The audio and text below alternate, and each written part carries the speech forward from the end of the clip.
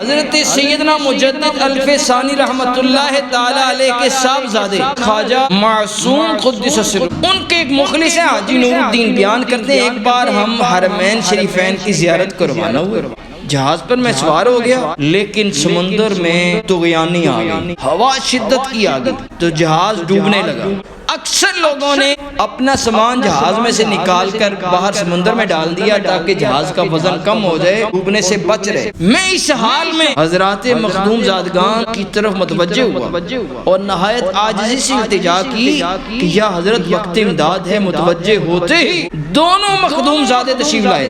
سیدنا مجدد پاک کے دونوں صاحبزادے تشریف لائے اور فرمایا کہ مطمئن رہو، ہم تمہاری مدد کے لیے آپ پہنچے، اب جہاز نہیں ڈوبے گا، اب جہاز نہیں ڈوبے گا۔ میں نے یہ خوشخبری سن کر، بشارت سن کر لوگوں سے کہا کہ کوئی شخص اپنا ساز و سامان سمندر میں نہ پھینکے، انشاءاللہ اب جہاز نہیں ڈوبے گا، کیونکہ